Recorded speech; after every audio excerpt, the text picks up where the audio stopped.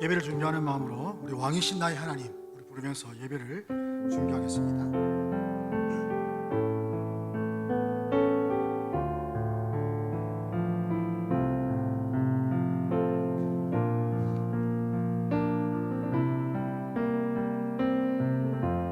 왕이신 나의 하나님,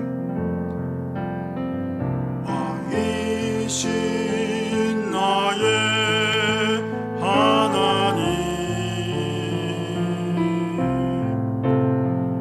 내가 주를 높이고 영원히 주의 이름을 송축하리. 왕이신 나의 예수님, 왕이신 나의 예수님, 내가 주를 높이고 영원히 주의 이름을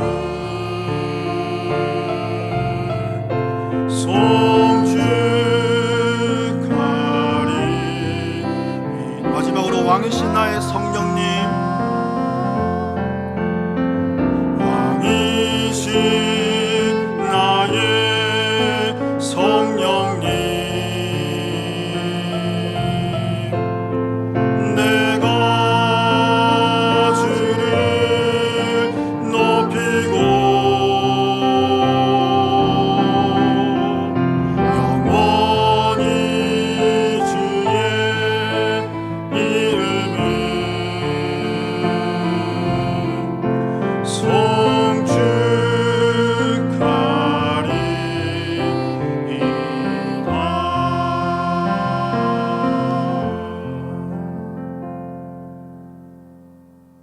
할렐루야 찬양대의 장에 맞춰서 함께 묵도하시겠습니다.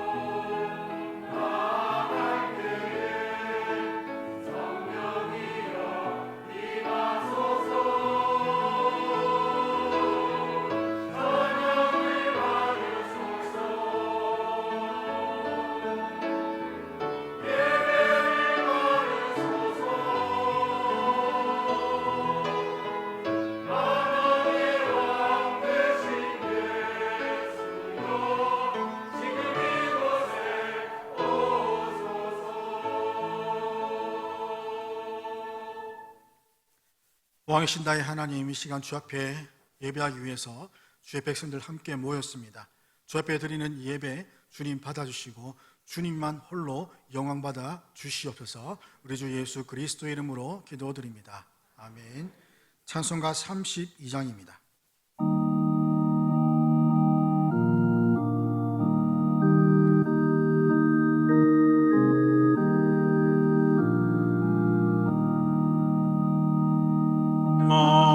만유의 주제 존귀하신 예수, 사람이 되신 하나님,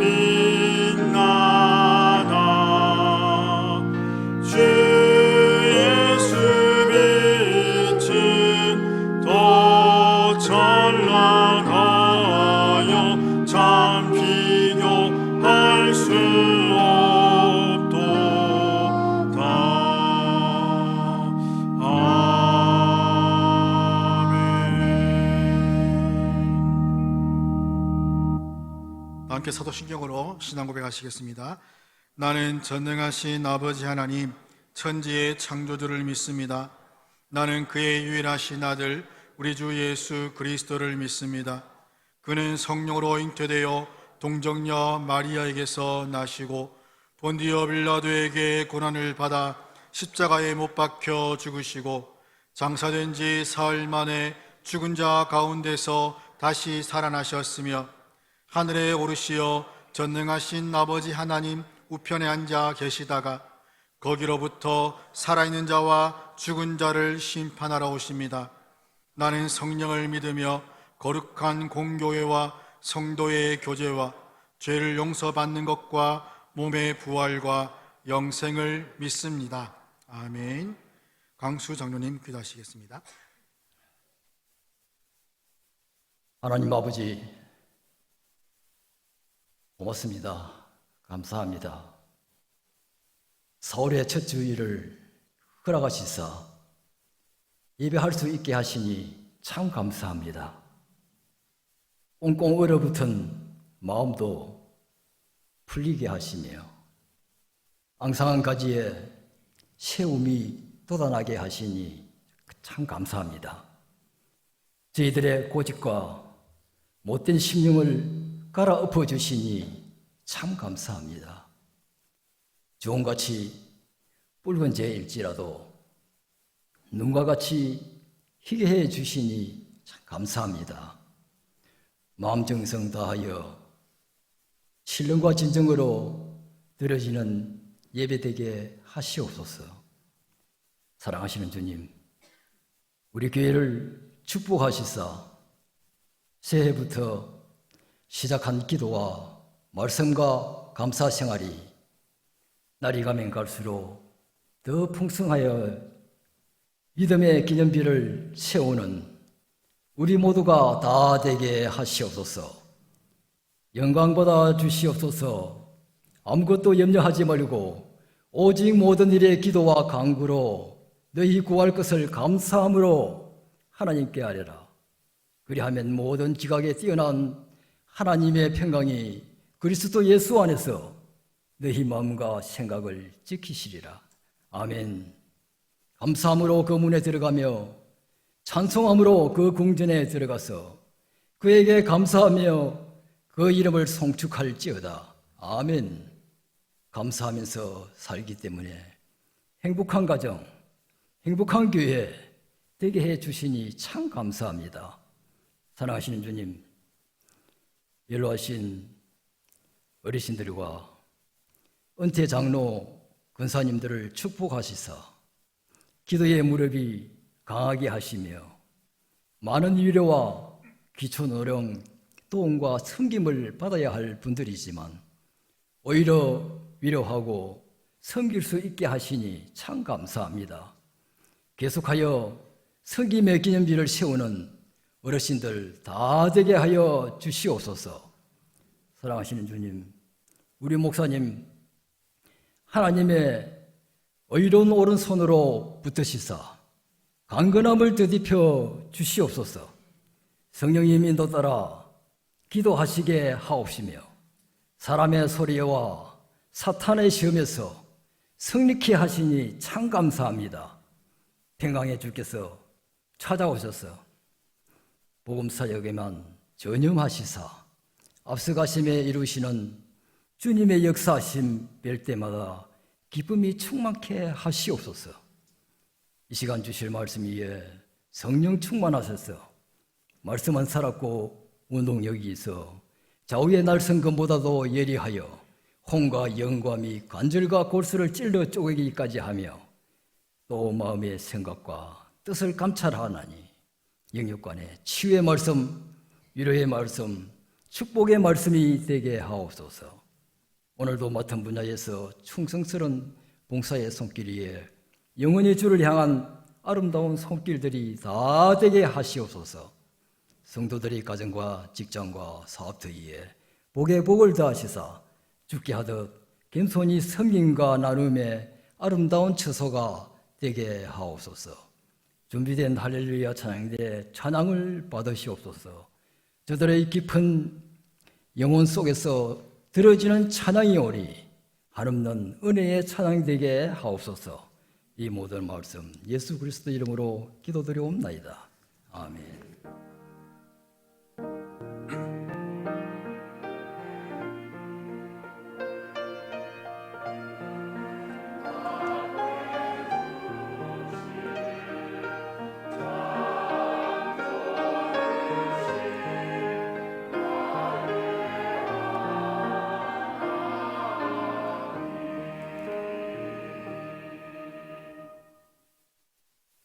성경 말씀은 신명기 10장 12절부터 22절까지의 말씀입니다. 신명기 10장 12절부터 마지막 22절까지 말씀, 교독하고 마지막 22절은 같이 읽도록 하겠습니다. 이스라엘아, 내 하나님 여호와께서 내게 요구하시는 것이 무엇이냐? 곧 내 하나님 여호와를 경외하여 그 모든 도를 행하고 그를 사랑하며 마음을 다하고 뜻을 다하여 내 하나님 여호와를 섬기고, 내가 오늘 내 행복을 위하여 내게 명하는 여호와의 명령과 규례를 지킬 것이 아니냐. 하늘과 모든 하늘과 땅과 그 위의 만물은 본래 내 하나님 여호와께 속한 것이로되, 여호와께서 오직 내 조상들을 기뻐하시고 그들을 사랑하사 그들의 후손인 너희들 만민 중에서 택하셨음이 오늘과 같으니라. 그러므로 너희는 마음에 할례를 행하고 다시는 목을 곧게 하지 말라. 너희 하나님 여호와는 신 가운데 신이시며 주 가운데 주시요 크고 능하시며 두려우신 하나님이시라. 사람을 외모로 보지 아니하시며 뇌물을 받지 아니하시고, 고아와 과부를 위하여 정의를 행하시며 나그네를 사랑하여 그에게 떡과 옷을 주시나니, 너희는 나그네를 사랑하라. 전에 너희도 애굽 땅에서 나그네 되었음이니라. 내 하나님 여호와를 경외하여 그를 섬기며 그에게 의지하고 그의 이름으로 맹세하라. 그는 내 찬송이시요 내 하나님이시라. 내 눈으로 본 이같이 크고 두려운 일을 너를 위하여 행하셨느니라. 같이 읽겠습니다. 애굽에 내려간 내 조상들이 겨우 70인이었으나 이제는 내 하나님 여호와께서 너를 하늘의 별같이 많게 하셨느니라. 아멘. 시간 할렐루야 찬양대 찬양으로 하나님께 영광 돌리겠습니다.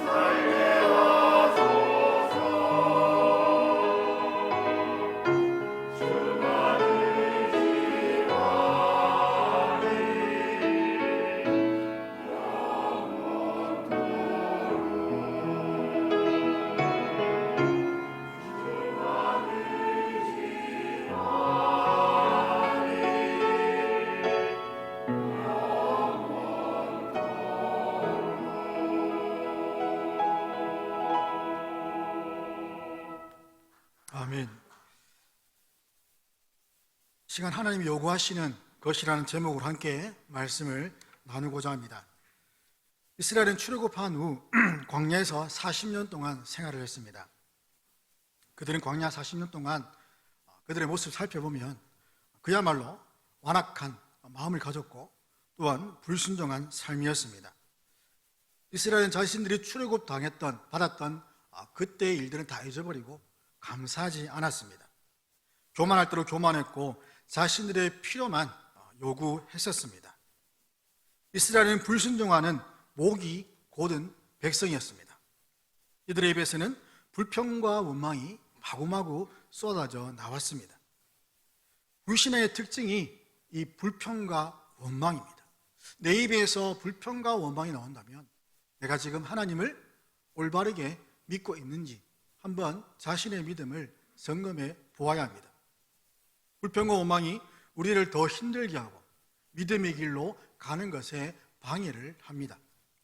하나님께서는 민수기 14장 28절에서 그들에게 이르기를 여호와의 말씀에 내 삶을 두고 맹세하노라. 너희 말이 내 귀에 들린 대로 내가 너희에게 행할 것이다 라고 말씀합니다. 하나님은 우리가 입으로 내뱉는 그 모든 말씀들을 다 듣고 계시고 그리고 그 말대로 행하신다고 말씀합니다. 그래서 우리는 입으로 불평과 원망이 아니라 감사와 찬송을 올려드리는 것이 마땅합니다. 그러면 하나님께서 더 많은 감사의 제목을 주시고 더 많은 기쁨과 찬송의 노래를 주실 줄 믿습니다. 모세는 이런 그들의 자녀들과 후손들에게 뭐라고 하냐면 하나님의 백성으로서 어떻게 살 것인가, 즉 하나님의 그 백성의 삶을 다시 가르치고 있습니다. 오늘 본문에서 우리가 하나님이 우리에게 요구하시는 그 이유가 뭐냐, 왜 하나님이 우리에게 요구하시는가, 그리고 그 요구하시는 내용이 무엇인가를 살펴보고자 합니다. 하나님이 요구하시는 이유, 하나님이 이스라엘 백성들에게 또 오늘날 우리에게 이 요구하시는 이유가 무엇이냐면 바로 언약을 맺은 그런 관계 때문입니다. 이 언약이라는 것은 두 당사자가 서로를 위해서 어떤 일을 하기로 합의하여서 이루어진 협약인데 이 언약의 원래 의미는 자르는 겁니다. 자르다 라고 의미인데 언약을 맺을 때에 이 짐승을 절단을 해서 둘로 쪼개어서 그 사이에 언약을 맺는 당사자가 함께 지나가게 됩니다. 만약에 이 언약을 제대로 지키지 못할 경우에 언약을 지키지 않는 상대는 이 쪼개진 짐승처럼 될 것이라는 아주 무서운 그런 내용이 담겨 있습니다. 창세기 17장 보면 하나님께서 아브라함과 언약을 맺으시면서 새를 쪼개어서 그 사이로 횃불이 지나가는 장면이 나옵니다. 이는 하나님이 직접 아브라함을 걸어가게 하신 것이 아니라 하나님이 그 사이를 횃불로 지나가시면서 하나님이 이 아브라함과의 언약을 어길 경우에 내가 이런 모습을 당할 것이라는 것을 보여주신 것이죠. 그만큼 하나님께서 자신의 언약에 대해서 신실하심을 아브라함에게 보여주시는 장면입니다. 구약에서는 이 언약이 세 가지 형태가 나옵니다. 양쪽이 동등한 입장에서 맺는 언약입니다. 또 아주 유력한 쪽에서 일방적으로 맺는 언약이 있습니다. 또한 하나님과 사람 사이에 맺는 언약이 있는데 하나님과 사람이 맺는 그 언약은 하나님께서 주도적으로 행하시는 피로 맺는 은혜로운 언약입니다. 그래서 이 주도권은 언제나 하나님께 있고 사람은 그 수혜를 입는 일방적인 약속이 바로 성경에서 말씀하시는 언약입니다. 이 언약의 기본 바탕은 예레미야 30장 22절에 나오는 것처럼 너희는 내 백성이 되고 나는 너희들의 하나님이 되리라. 하나님이 우리의 하나님이 되고 우리가 하나님의 백성이 된다. 즉 우리가 찾아가서 우리가 일방적으로 하나님께 요구하는 것이 아니라 하나님이 우리를 찾아오셔서 하나님이 우리를 부르시고 내가 너의 하나님이 될 테니 너희는 내 백성이 되라. 그러면 내가 너희들을 보호하고 너희들의 필요를 다 채워줄 것이다 라는 것이 성경의 언약입니다. 일방적인 부르심이죠. 이 부르심에는 사람의 조건과 상태가 따른 것이 아닙니다. 외모를 본다든지 재력을 본다든지 학벌을 본다든지 그러한 것과는 전혀 무관하게 하나님께서는 주권적으로 부르시고, 이 주권적 부르심은 또한 우리에게 은혜로운 부르심이 되는 것입니다. 하나님은 부르신 자들에게 복을 주시고 하나님의 백성으로 살 수 있도록 보호하십니다. 우리의 구원에서도 마찬가지입니다. 창세전 우리를 예정하시고 택하셔서 예수 그리스도와 그분의 십자가로 이 땅 가운데 살아가는 우리에게 모든 죄를 다 사하시는 은혜를 주셨고, 그리고 그분을 믿고 영접하는 자들에게 하나님의 자녀가 되는 권세를 주심으로써 그 하나님의 자녀의 권세를 가진 자들마다 아무도 나가지 못하는 죄인으로서 나갈 수 없는 그 하나님의 그 은혜의 보좌 앞에 담대하게 나갈 수 있는 그런 특권을 주셨다는 사실입니다. 하나님은 한 번 부르시고 그냥 내버려 두시지 않습니다. 한 번 부르신 자들, 한 번 불러주시고 자녀 삼으신 자들에게 절대 그들을 놓지 않습니다. 물론 때로는 비록 내가 예수 믿는다고 하지만 그 삶 속에서 어려움이 있고 정말 절망 가운데 빠질 때가 있습니다. 예레미야는 이런 상황을 가리켜서 예레미야가 3장 18절에서 스스로 이르기를 나의 힘과 여호와께 대한 내 소망이 끊어졌다라고 말하고 있습니다. 그리고 이어 19절에 보면 내 고초와 재난 곧 쑥과 담즙을 기억하소서. 쑥과 담 얼마나 쓴 것들입니까? 내 고초와 재난이 나에게 너무나도 쓴 것이 되었다는 겁니다. 내 몸에 쓰디쓴 그러한 것들을 기억해 달랍니다.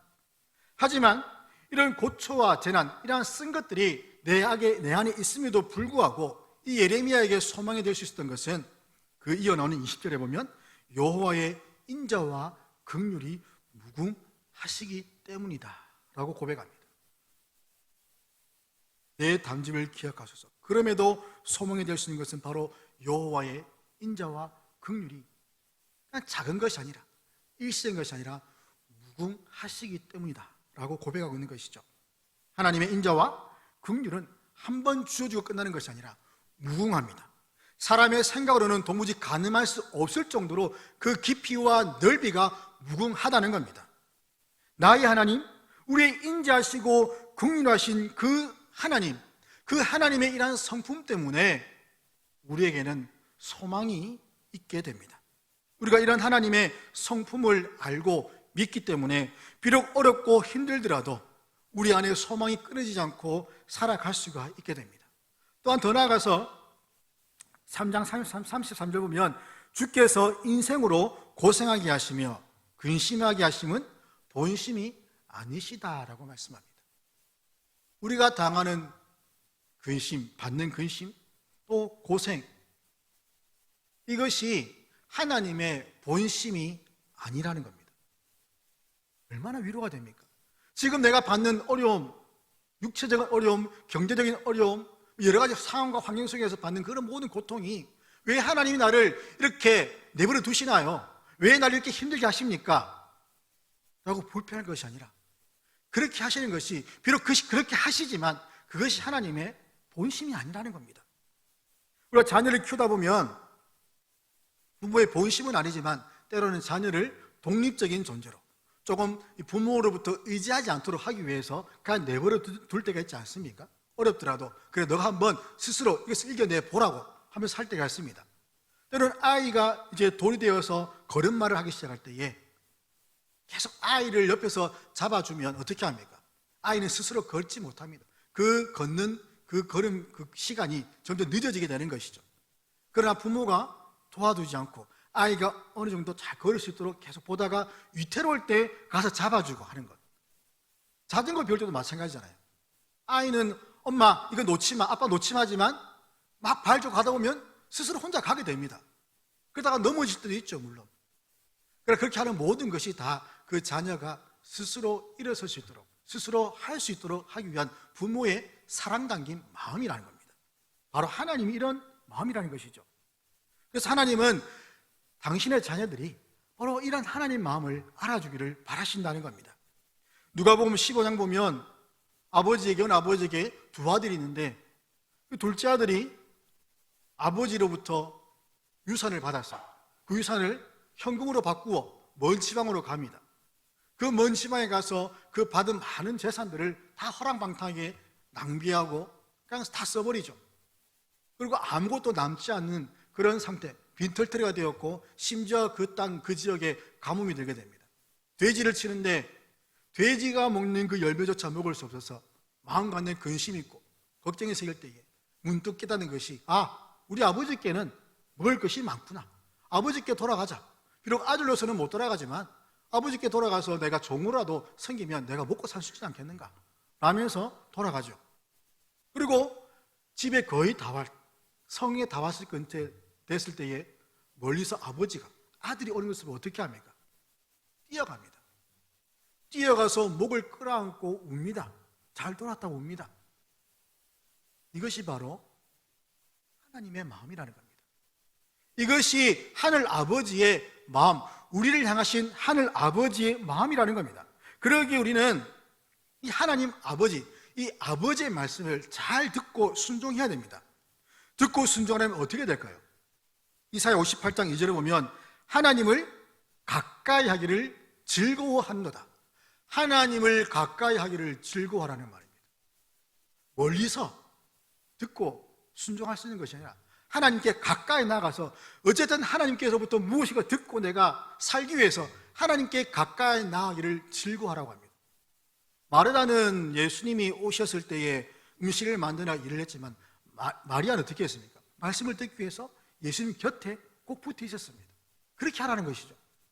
예수님이 먹을 음식을 준비하는 것도 중요하지만 더 중요한 건 너의 영혼이 중요하다는 겁니다.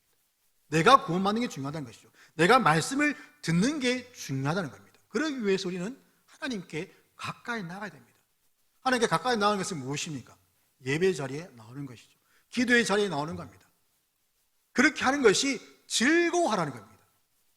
하나님께 가까이 나가는 것이 내 마음 가운데 즐겁지 않다면 그만큼 힘든 것이 어디 있을까요? 지금 이 자리에 앉아있는 것이 너무나 힘들다는 겁니다. 지루하다는 것이죠. 그러나 하나님께 가까이 나오는 것이 즐겁다면 정말 날마다 하나님께 나오기를 간절히 사모하고 하나님께 부르짖기를 날마다 쉬지 않고 하는 그런 삶을 살아갈 수가 있다는 겁니다. 세상이 아니라 하나님께 가까이 하기를 즐거워하십시오. 하나님은 가까이 나오는 자들을 외면치 않으시고 긍휼을 베풀어 주십니다. 하나님께 가까이 나오기를 즐거워하십시오. 그러면 우리와 언약을 맺으신 그 하나님의 인자와 긍휼의 그 깊이와 넓이를 날마다 누리는 저 여러분 될 줄을 믿습니다. 두 번째로 하나님께서 그럼 요구하신 것이 무엇이냐? 그것은 바로 하나님을 경외하는 겁니다. 모세는 이스라엘에게 지금까지 지내온 삶보다 앞으로 어떻게 살 것인가에 대해서 지금 말하고 있습니다. 하나님 앞에서 어떻게 살 것인가? 모세가 가르치는 것은 바로 하나님을 경외하는 겁니다. 경외는 하나님에 대한 참된 두려움입니다. 공포가 아닙니다. 이 두려움은 우리가 바다를 본다든지 하늘의 별들을 본다든지 또는 산을 바라볼 때에 우리에 나오는 감탄, 경이로움, 와 하는 그런 감탄, 우리가 하나님을 볼 때에, 하나님 말씀을 들을 때에, 그 하나님을 느낄 때에, 경험할 때에 나타나는 반응입니다. 그래서 이러한 두려움, 이러한 경외는 하나님과의 인격적인 관계 속에서 그 절대자신 하나님이시기 때문에 마땅히 가져야 하는 참된 두려움이고 참된 경외심이라고 할 수가 있습니다. 그래서 하나님을 바로 아는 것이 중요합니다. 우리가 경외의 대상을 바로 알지 못한다면 미신에 빠지게 되고 심지어 우상 숭배와 다를 바 없는 예배를 하게 되는 겁니다. 말라기에 보면 이 포로 후기에 유다로 돌아온 이스라엘들은, 유다 땅으로 돌아온 이스라엘은 하나님을 두려워하지 않았습니다. 그들은 제물을 드릴 때에 훔친 것, 병든 것, 흠이 있는 것, 이러한 것들, 하나님께 드려서는 안 되는 것들을 드려서 하나님께 책망받습니다. 그러면 그들은 반문하죠. 우리가 무엇을 잘못했습니까? 우리가 무엇을 해서 하나님을 멸시했습니까? 하나님이 이들이 드리는 그 제물을 받으시고 너희 총독에게 이걸 갖다 줘봐라. 그가 받겠느냐? 그런데 하물며 그러한 것들을 나에게 가져와서 이것을 제물이라고 드리는 것이 마땅하냐? 라고 말씀하시는 것이죠. 기본적으로 하나님에 대한 경외심이 없기 때문에 그들은 하나님께 대해서 이러한 대우를 했던 겁니다. 그들은 하나님을 바로 알지 못했기 때문에 그냥 우리가 그냥 열심히 제사드리면 그것으로 하나님이 기뻐할 것이라는 그런 잘못된 생각 때문에 그들은 하나님을 두려워하지도 또 공경하지도 않았던 것입니다. 오늘날 이 경외라는 단어는 아마 잘 듣기가 힘든 단어입니다. 공경, 존경, 경외 이런 단어들은 오늘날 거의 사라지다시피 한 그런 단어들이죠. 잘 쓰지 않습니다. 교회에서도 잘 쓰지 않습니다. 많은 사람들의 그 머릿속에 이 경외라는 단어, 존경 이런 단어는 잘 쓰지 않죠. 젊은 세대일수록 자기를 더 중요하게 여기는 경향이 있습니다. 타인들을 잘 돌아보지 않습니다. 나만 피해를 보지 않으면 된다는 생각 때문입니다. 자기 생각이나 주장이 뚜렷한 것은 장점이 될 수 있습니다. 충분히 장점입니다. 하지만 반대로 다른 이들의 말을 듣지 않는 것이 되기 때문에 단점이 될 수 있다는 것이죠. 나는 나고 너는 나라는 그런 철저한 개인주의적인 성향이 강한 이러한 시대, 오늘날 교회 안에도 이런 개인주의적인 성향이 매우 강하다는 겁니다. 많이 나타납니다.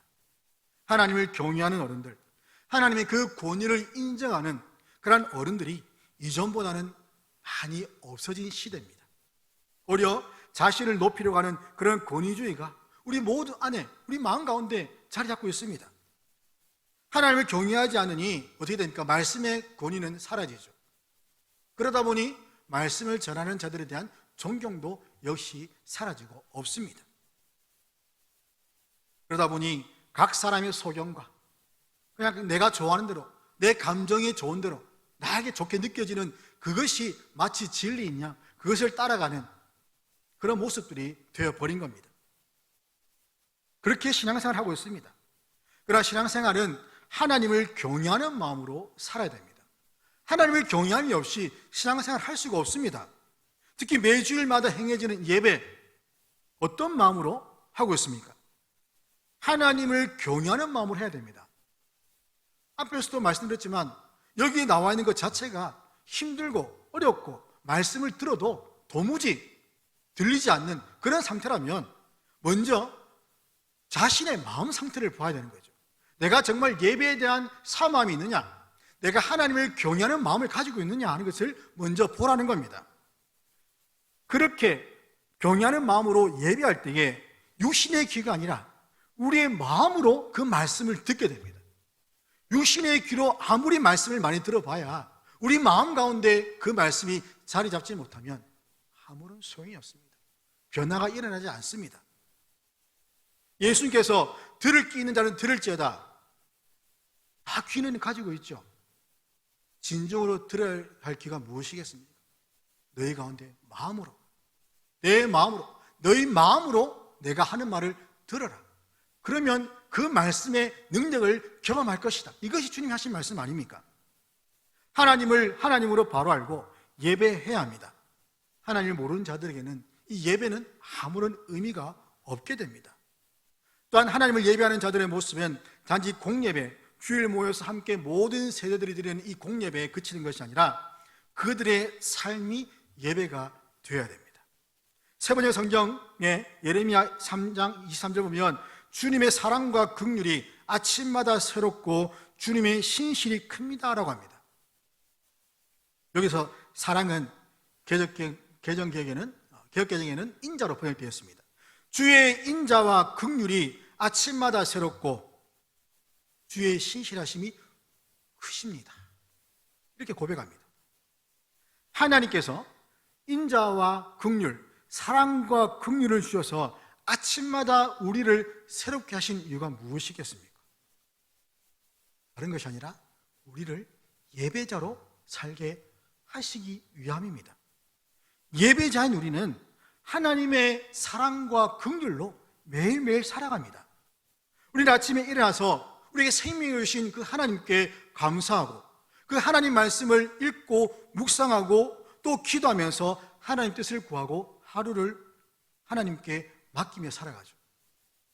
말씀을 통해서 얻는 그것이 나에게 힘이 되고 그 하루를 살아갈 수 있는 원동력이 된다는 겁니다. 그래서 우리는 계속해서 말씀을 앞에 나와야 됩니다. 기도해야 됩니다. 아침마다 나를 새롭게 하시는 그 하나님의 인자와 긍휼하심이 나로 하여금 예배자로 살아갈 수 있도록 하시는 그 하나님 말씀 앞에 나아가도록 인도하신 것에 우리는 순종을 해야 합니다. 그럴 때 우리의 삶에서 감사의 제목들이 많아지게 되고 어떤 형편에 처할 때마다 불평과 원망이 아니라 기뻐하고 감사할 수 있게 되는 것입니다. 이렇게 언약의 중요한 정신은 말씀에 형식적으로 순종하는 것이 아니라 여호와를 참되게 경외하는 것입니다. 시편 147편 11절 보면 여호와는 자기를 경외하는 자들과 그의 인자하심을 바라는 자들을 기뻐하시는도다. 하나님은 자신을 참되게 경외하는 자들 그리고 그 인자하심을 바라시는 자들을 기뻐하신다. 이것이 하나님의 마음 아닙니까?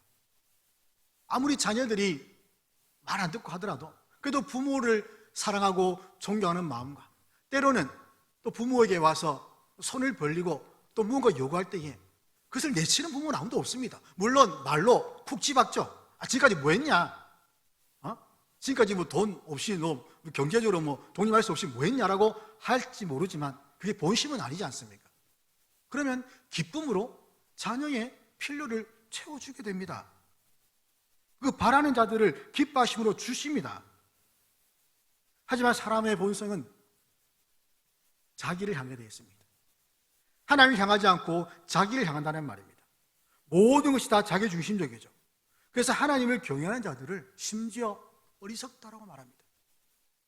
왜 눈에 보이지 않는 하나님을 경외하느냐? 왜 눈에 보이지 않는 하나님을 경외하느냐? 그것보다 눈에 보이는 어떤 물체를 만들어서 경외하는 것이, 섬기는 것이 더 지혜로운 것이 아니냐? 눈에 보이지 않는 아무것도 없는 그런 존재를 있다고 생각해서 섬기는 것보다 차라리 무엇인가 눈에 보이는 것들을 만들어 놓고 섬기는 것이 더 우리에게 만족을 주고 유익이 되지 않느냐라고 생각한다는 겁니다. 이 우상에 대해서 시편 115편 4절부터 8절까지 말씀을 잘 하는데 이 우상의 재료는 다른 것이 아닙니다. 은과 금이고 철이고 돌이고 나무입니다. 그리고 이것들은 스스로 생겨진 것이 아니라 뭡니까? 사람이 다 깎아 만든 것이죠. 제가 아침에 운동을 한다고 해서 저기 동명대학교 아니 그 언덕길 고깃길을 찍으려면 거기 무슨 절이 하나 있더라고요. 절을 지나가다 보면 그 절문 양쪽에 무슨 상을 하나 4개를 만들어 좀 세우는 게 있습니다. 절에 들어가보면 옆에 서 있는 것이 있는데 인상이 너무 험악해요. 저런 인상 가지고 누가 그 앞에서 기도를 하겠습니까? 뭐 부처의 모습처럼 뭐 자비롭고 좀 덕스럽게 보여야 인사하는데 뭐 인상을 험악하게 막 쓰고 있는 것을 보게 되는데 심지어 그런 것들 앞에 가서도 손을 모으고 빌고 절을 한다는 겁니다. 그게 우리에게 무엇을 주겠습니까? 아무것도 주지 못합니다. 왜냐고요? 그들은 코도 있고 입도 있고 손도 있고 다 가지고 있지만 아무것도 할 수 없는 존재들입니다. 그러니까 사람이 만들어 놓고 그냥 딱 세워서 너 거기 서 있어 하면 끝이에요. 아무것도 못합니다. 그런데 그런 것들에 가서 손을 모으고 빌고 복을 달라고 하는 그런 모습들이 어리석게 보이지만 우리도 예수 믿는다 하는 우리도 그러한 모습들이 있다는 말입니다. 하나님은 우상을 만드는 자들과 그것을 의지하는 자들이 우상과 같다라고 분명히 말씀합니다. 우상 숭배는 분명히 하나님의 말씀에서 어긋나는 큰 죄임을 우리는 다 알고 있습니다. 하나님이 세상을 창조하신 목적이 무엇입니까? 하나님을 영화롭게 하는 겁니다. 하나님의 영광을 드러내는 겁니다. 시편 29편 2절에 보면 여호와께 그의 이름에 합당한 영광을 돌리며 거룩한 옷을 입고 여호와께 예배할지어다. 시편 66편 2절에는 그의 이름의 영광을 찬양하고 영화롭게 찬송할지어다. 하나님을 찬송하고 영화롭게 하라. 이것이 하나님이 세상을 만드신 창조의 목적이자 이유입니다. 그 외에도 성경은 인간이 하나님을 찬송하고 그의 영광을 드러내며 그분의 이름을 영화롭게 할 것을 명령하고 있습니다. 하나님을 영화롭게 하는 삶은 무엇이겠습니까? 하나님 말씀을 전심으로 지켜 행하는 겁니다. 하나님 중심으로, 말씀 중심으로, 교회 중심으로 사는 겁니다. 많이 들어보셨죠? 하나님 중심, 성경 중심, 교회 중심, SFC, 학생 신앙 운동의 구호입니다. 근데 이게 구호죠, 그냥. 그렇게 삽시다라고 외치는 구호, 그 구호가 되어서는 안 된다는 말입니다.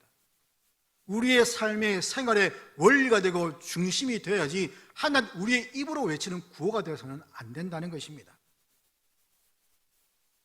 이러한 신앙생활은 하나님이 기뻐하시는 거룩한 산제물로 자신의 몸을 하나님께 드리는 영적 예배자가 되는 것입니다. 악한 세대를 본받지 말고 구별된 삶으로 하나님을 예배하는 자가 되는 것. 그렇게 할 때에 12절 하반절에 하는 것처럼 그분의 도를 행하고 그를 사랑하며 마음과 뜻을 다하여 하나님을 섬기고 그분의 명령과 규례를 기꺼이 기쁨으로 지킬 수가 있습니다. 그리고 그 명령과 규례를 지키라는 이유가 뭐냐면 13절에 보면 너희의 행복을 위해서라고 말씀하고 있습니다. 여기서 행복이라고 번역된 히브리어는 기쁨이라는 의미가 있습니다.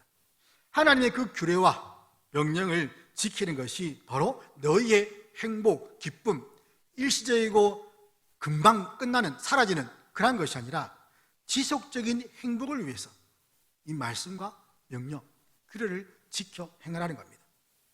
복의 근원이신 하나님께 가까이 나아가는 것이 복이다 라고 시편 기자는 고백합니다.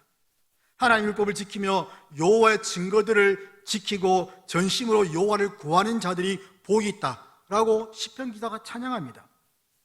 그래서 진정한 복은 하나님을 경외하고 가까이 하면서 그분을 섬기고 그분의 명령과 규례를 전심으로 지키는 것에서부터 시작이 되는 것입니다. 여러분이 진정한 복을 받고 싶다면 하나님께 가까이 나가는 것을 즐거워하십시오. 그것이 복입니다. 그러나 어리석은 인간은 두 눈을 부릅뜨고서 무엇을 합니까? 앞에서 말씀드렸듯이 자기에게 복을 줄 대상을 찾아다닙니다. 하지만 찾으면 찾을수록 채워지지 않는 것입니다. 않죠. 다 헛된 것입니다. 오직 하나님만이 인간에게 복을 주십니다. 그래서 하나님을 경외하는 자는 하나님 한 분만으로 만족하고 하나님 한 분만으로 행복을 경험하게 됩니다. 하나님만이 참 만족과 기쁨을 주시기 때문에 그 말씀 안에서 우리는 참된 자유를 누릴 수가 있습니다.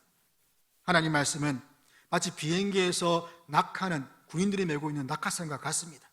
이 낙하산이 있으면 하늘에서 떨어지더라도 살 수 있는 확률이 매우 높죠. 마찬가지로 하나님 말씀을 따르면 어떤 상황 가운데서도 우리의 영혼은 살아납니다. 살 수가 있습니다. 그러나 군인이 낙하를 하는 가운데 이것이 무겁고 거추장스럽다고 해서 그것을 벗어 던져버리면 그 사람은 100% 죽습니다. 마찬가지로 하나님의 말씀이 순간 나의 삶을 올가매고 얽매고 또 불편하게 하고 자꾸만 무엇인가 하지 마라, 이것 해라, 자꾸 내가 원하는 바와 다른 것을 요구할 때에 그것이 싫다고 해서 다르게 살아간다면 결국 그것은 낙하산을 벗어던진 군인과 다를 바가 없다는 것입니다. 순간은 자로운 듯이 보이지만 결국에는 죽음과 파멸만이 기다리고 있다는 것을 기억해야 됩니다. 순종과 그 불순종의 경계선에서 망설이지 마십시오. 순종하려면 순종을 하고 마음에 전혀 내키지 않으면 그냥 과감하게 불순종하십시오. 차라리 그게 낫습니다. 하나님은 차든지 덥든지 하는 것을 원하시지 미지근한 것을 원치 않습니다. 우리는 두려운 가운데 어떻게 합니까? 조금 미지근하게 상황에 따라서 하나님께도 복을 받고 또 제 상황 가운데서도 무언가 내가 유익을 얻으려고 하는 그런 아주 잘못된 두 마음을 품고 살기 때문에 우리는 온전히 하나님께 헌신하지도 못하고 또 세상 가운데 살지도 못하는 그런 양다리에 걸친 그런 인생이 되어버린다는 겁니다. 믿음으로 결단해서 그 불순종과 불순종의 그 경계선에서 순종의 길로 결단을 하고 그 믿음의 길로 나아가야 됩니다. 그래서 어떤 신들보다 우상들보다 비교할 수 없는 참신이시고 살아계신 하나님을 경외함으로써 하나님과 늘 동행하고 하나님 주시는 그 복을 받아 누리는 저 여러분 되시기를 주의 이름으로 축원합니다. 두 번째는 요구하시는 것이 바로 겸손입니다. 성경에서 겸손하면 떠오르는 인물이 있죠. 누구냐면 바로 예수님입니다. 예수님은 이 땅에 겸손의 왕으로 오셨습니다. 스가랴 9장 9절 보면 시온의 딸에게 이르기를 내 왕이 내게 임하나니 그는 겸손하여 낙이 곧 멍에 매는 짐승의 새끼를 탔도다, 이렇게 말씀합니다. 또한 주님께서는 마태복음 11장 29절에서 나는 마음이 온유하고 겸손하니 나의 멍에를 메고 내게 배우라고 말씀합니다. 우리는 주님의 겸손을 배워야 합니다. 우리는 주님의 발자취, 주님이 걸어가신 그 발자취를 따라가야 합니다. 겸손히 자기에게 주신 그 십자가를 지고 주님이 가신 그 좁은 길을 따라가는 것, 그것이 진정한 그리스도인의 삶입니다. 그러나 그 길로 가는 그 문은 너무 좁습니다. 아무나 들어가지 못한다는 겁니다. 너무 좁아서 내가 가지고 있는 거 다 버리더라도 걸어 들어가지 못하고 오히려 허리를 숙여서 낮춰야 겨우 들어갈 수 있는 그러한 문, 그게 무엇을 말하겠습니까? 세상의 높은 직위나 신분, 재산, 이력, 경력 이러한 것들로는 그 좁은 문으로 들어갈 수 없고 좁은 길로도 갈 수 없다는 말입니다. 정말 자신이 낮아지지 않으면 주님의 제자로 살 수가 없습니다. 여러분, 벚꽃이 지금 만개해서 정말 보기가 좋습니다. 그런데 보기는 좋지만 비가 오고 바람이 불면 어떻게 됩니까? 그 낙엽들이 다, 잎들이 다 떨어져 가지고 바닥에 막 깔려 있는 걸 보게 되는 거죠. 그러면 눈으로 나무에 달려 있는 것을 볼 때는 아름답다고 하지만 땅에 떨어져 있는 잎을 보고 아름답다고 말하는 사람 아무도 없습니다. 아, 왜 지저분한, 빨리 이게 청소하지 않냐 하며 불평합니다. 그게 이 세상이 주는 아름다움입니다. 이 세상의 아름다움은 한순간입니다. 일시적입니다. 그럼에도 우리는 그러한 것들을 바라보고 그러한 것들을 쫓아갈 때가 있다는 겁니다. 우리는 영원한 것을 소망하고 찾아야지 일시적인 쾌락과 재미에 이끌려서 살면 안 됩니다.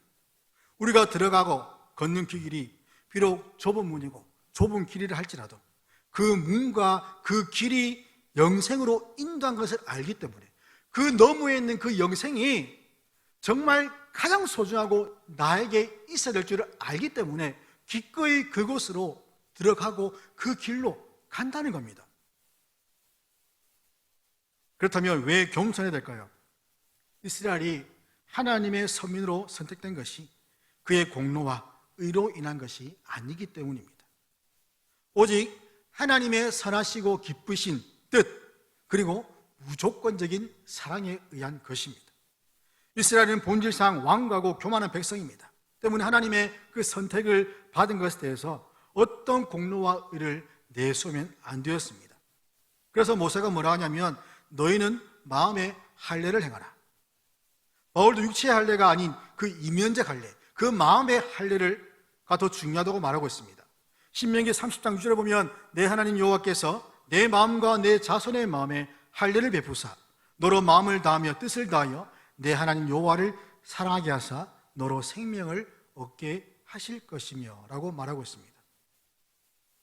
마음의 할례를 베풀면 우리는 그 마음을 다해서 하나님을 사랑하고 그리고 그 사랑하는 그 하나님이 우리에게 생명을 주신다는 겁니다. 예레미야 4장 4절 보면 유다인과 예루살렘 주민들아 너희는 스스로 할례를 행하여 너희 마음 가죽을 베고 나 여호와께 속하라. 하지만 이사야 29장 13절 보면 이 백성이 입으로는 나를 가까이 하며 입술로는 나를 공경하나 그들의 마음은 내게서 멀리 떠났다고 합니다. 마음의 할례를 받지 않으면 입술로는 하나님을 사랑한다고 말할 수 있지 모르겠지만 그 마음은 하나님으로부터 멀리 떠나 있다는 겁니다. 마음은 하나님으로부터 멀리 떠나 있어 그의 입술의 말은 아무런 의미 없는 공중에서 바람이 한번 훅 불면 날아가 버리는 그런 것과 같다는 것이죠. 하나님께서는 인간의 마음에서 일어나는 모든 것들을 다 아십니다. 그리고 그 마음을 돌이켜 우상을 떠나고 그 얼굴을 돌려 가증한 것을 다 떠나라고 말씀합니다. 이처럼 마음의 할례를 받아 죄로부터 분리하여서 온전히 그 하나님 말씀에 순종하라고 하십니다. 모든 죄악을 버리고 마음과 영을 새롭게 해야 합니다. 굳은 마음을 제거하고 그 부드러운 마음을 주신다고 말씀합니다. 이런 할례받은 마음, 곧 변화되어 새로워진 마음으로 우리가 할 수 있는 것은 하나님을 경외하는 것이고 하나님에 순종하는 것이고 겸손해지는 것이며 더 나아가서 하나님의 뜻을 알 수가 있는 겁니다. 이어서 목을 곧게 하지 말라고 합니다. 이 말은 하나님의 뜻에 대해서 굽힐 줄 모르는 그 인간의 폐역한 고집, 또 어리석은 거만 등을 나타낼 때에 사용되는 성경의 관용적인 표현입니다. 마치 목에 기부스를 한 것처럼 그 목이 뻣뻣하여서 도무지 고개를 숙이지 않는 그러한 자세, 특별히 성경은 그 마음이 교만하다고 하죠. 그리고 모세는 겸손해야 할 일을 하나님의 속성을 통해서 알려주십니다. 하나님은 신 가운데 신이시고 주 가운데 주시고 크고 능하신 두려운 하나님이십니다. 또한 사람을 외모로 보지 않고 뇌물을 받지 아니하시고 고아와 과부를 위해서 정의를 행하시는 분이다 라고 말씀합니다. 하나님이 정말 신들 중에 신이고 모든 주 가운데 주가 되시는 크고 능하시고 두려우신 하나님이심을 안다면 어떻게 우리의 목이 뻣뻣해져서 교만하게 살 수가 있겠습니까? 정말 그 하나님이 어떤 하나님인지를 우리가 안다면 결코 그럴 수 없다는 겁니다. 하나님이 어떤 분인지를 안다면 그 하나님이 구원하신 그 내 옆에 있는 형제 자매들에게 동일하게 겸손히 그들을 사랑하고 섬길 수밖에 없다는 것이죠. 자신이 십자가 앞에 섰을 때에 죄인임을 깨닫고 철저히 회개하는 자들이 가진 태도가 바로 이러한 겸손이라는 겁니다. 대접받으러 가고 인정받으러 가는 그런 모습들이 우리 안에 있다면 그런 모습은 우리가 버려야 될 것이지, 가증한 것으로 여겨서 우리 마음을 돌이켜야 될 대상이지 그것을 우리가 가지고 있어야 할 것은 아니라는 겁니다. 모세는 고아와 과부를 언급하면서 하나님의 공의를 말합니다. 고아와 과부는 사회의 약자들입니다. 또한 정당하게 재판을 받지 못하는 부류들입니다. 그래서 하나님은 사람을 그런 외모라고 생김새를 말하는 것이 아니라 그가 가진 모든 조건들을 말하는 겁니다. 그런 것들을 보지 않고 또한 뇌물을 받지 않고 직접 고아와 과부의 아버지가 되시고 보호자가 되심을 강조하고 있습니다. 또한 나아가서 나그네를 사랑하여서 그들에게 옷과 떡을 주시는 분이시다 라고 말씀합니다. 그러면서 이스라엘 향해서 너희도 나그네를 사랑하라. 그 이유가 뭡니까? 이스라엘 역시 과거 애굽 땅에서 나그네였기 때문입니다. 그 나그네의 삶을 살았기 때문에 이스라엘이 광야에서 힘들었을 때 우리가 애굽으로 돌아가자 했을 때에 하나님이 그들을 징계하신 이유가 바로 여기 있는 것이죠. 너희는 애굽의 본토인이 아니라 너희는 나그네다. 너희들은 가야 할 곳이 있는 나그네다. 그 말입니다. 약하고 어렵고 힘든 자들을 돌아보는 것이죠. 겸손한 자들은 하나님의 속성을 가진 자들이기에 사회적 약자들을 그냥 보고만 있지 않습니다. 그냥 두지 않습니다. 찾아가서 필요가 무엇인지 물어보고 채워주고 사랑으로 함께 갈 수 있도록 돕는 겁니다. 가만히 기다려가지고 뭐 오면 얘기하면 받아주고 그것이 아니라는 것이죠. 적극적으로 사랑을 실천하라는 겁니다. 그러나 교만한 자들은 결코 실제적으로 돕지 않습니다. 입으로만 돕습니다. 주님의 형제 야고보는 형제나 자매가 헐벗고 먹을 양식이 없는데 그냥 평안히 가라, 너의 몸을 덥게 하라, 배부르라 하면서 쓸 것, 입을 것을 주지 않으면 무슨 유익이 있느냐 묻고 있는 거죠. 말로만 할 것이 아니라 실제적인 도움을 주라는 겁니다. 이것이 바로 행함이 있는 믿음이죠.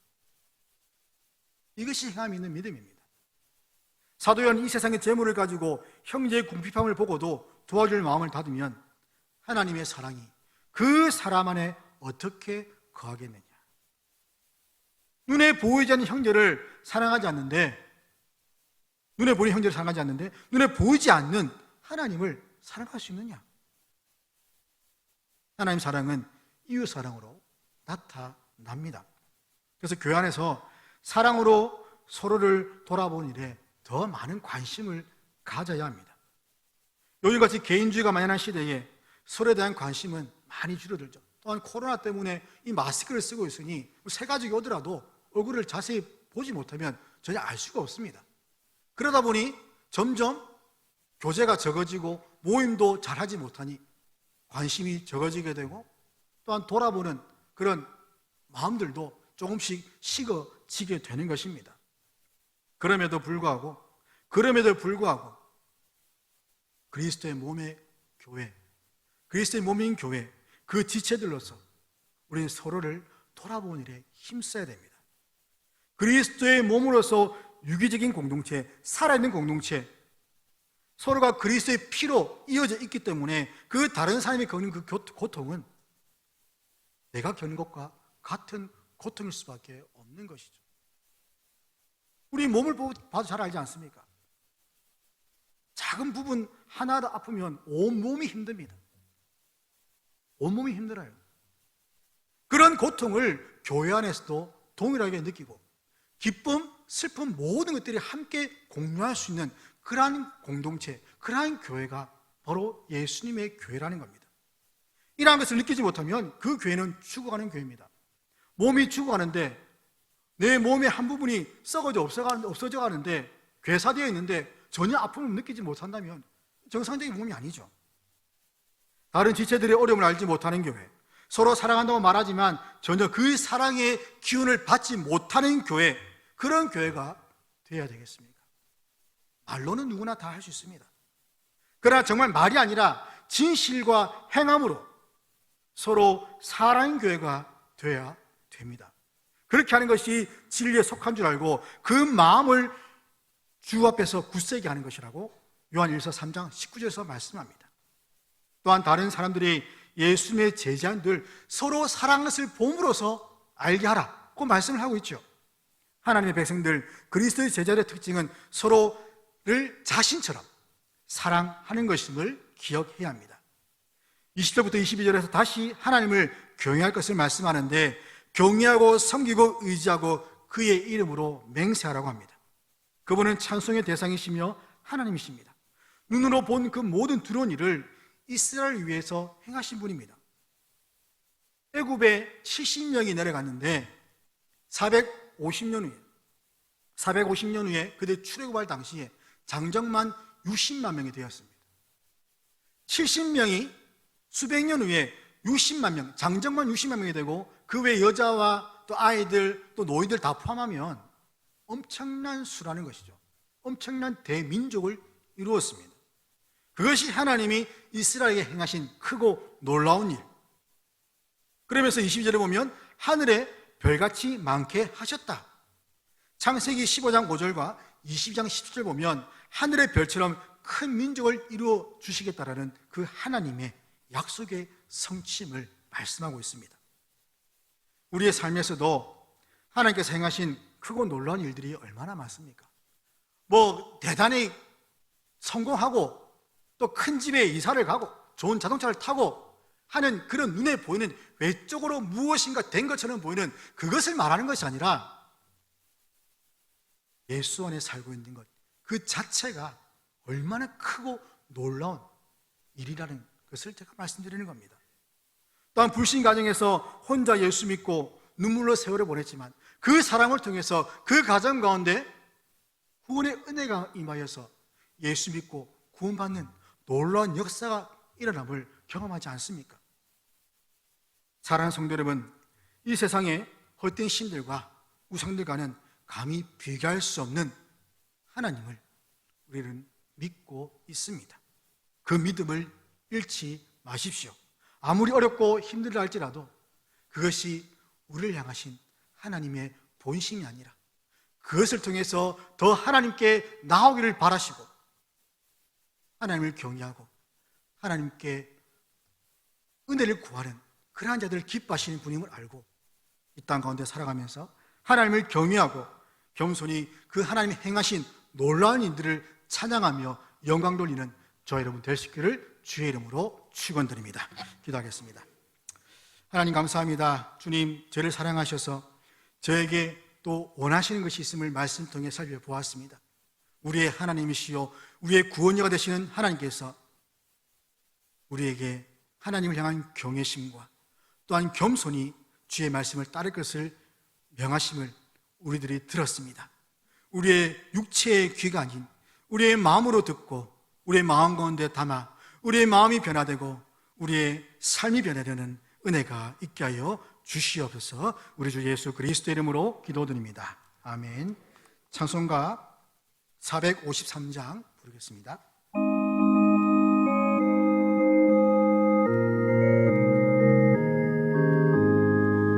예수도 알기 원하네 크고도 넓은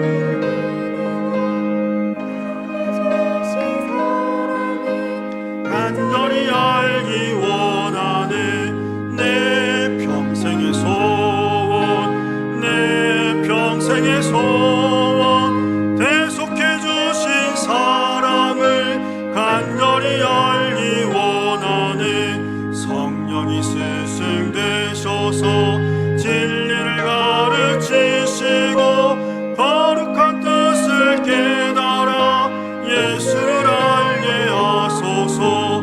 내 평생의 소원 내 평생의 소원 대속해 주신 사랑을 간절히 알기 원하네 성령의 강함 받아서 하나님 말씀 배우니 그 말씀 안절안절히 내 맘에 겨운데도다 내 평생의 소원 내 평생의 소원 대속해 주신 사랑을 간절히 알기 원하네 예수가 계신 보좌는 영광에 눌려 있도다 평화의 왕이 오시니 그 나라 왕성하도다 내 평생의 소원 내 평생의 소원 대속해 주신 사랑을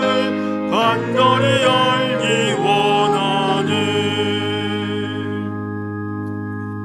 광고 말씀드리겠습니다.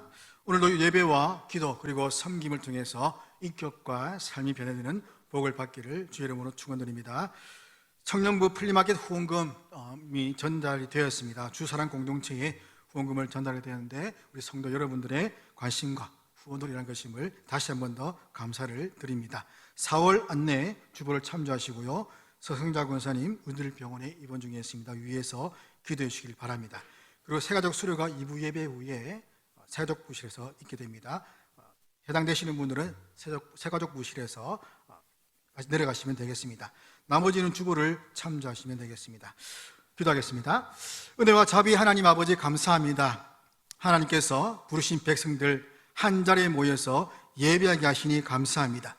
예배를 통해 주신 은혜를 잊지 않게 하시고 하나님 우리에게 원하시는 바를 잘 알아 날마다 마음을 낮추어 겸손히 하나님의 말씀에 순종하는 삶을 살게 하여 주시옵소서.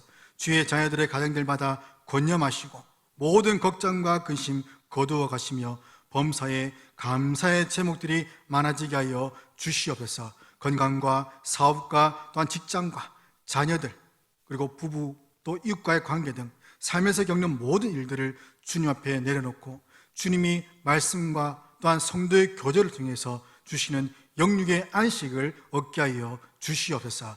이 시간 주께 귀한 예물 드립니다. 우리의 마음을 담아 드립니다. 드린 손길들 귀하게 여기시고 드림의 기쁨이 있으며 감사가 넘치게 하여 주시옵소서. 또한 드리지 못한 손길들 있다면 그들을 위로하시며 하나님이 부어주셔서 그들의 필요를 채워 주시옵소서. 동전 하나라도 엉뚱한 곳에 사용되지 않도록 지혜를 주시고 인도하여 주시옵소서. 들어진 물질이 사용되는 곳곳마다 주의 영광이 드러나게 하여 주시옵고 또한 재정을 맡은 재정부장과 재정 부원들에게 은혜를 주시사 교회의 모든 재정들을 잘 감당할 수 있는 지혜를 더하여 주시옵소서. 저의 모든 것을 아시고 필요를 시마다 때마다 채우시는 하나님의 은혜에 감사드리며 우리 주 예수 그리스도의 이름으로 기도드립니다. 아멘. 축도하겠습니다. 주 예수 그리스도의 은혜와 하나님의 크신 사랑과 성령의 교통하심이 너희 무리와 함께 있을지어다. 아멘.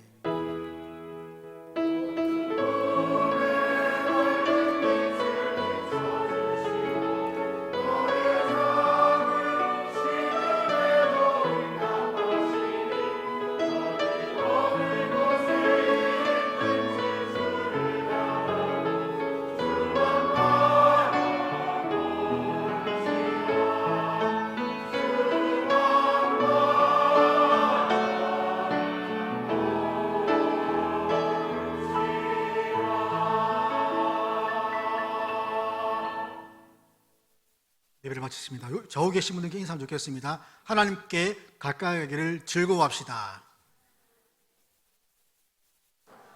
예, 우리 하나님은 너를 지키시는 자 부르면서 예배를 마치겠습니다.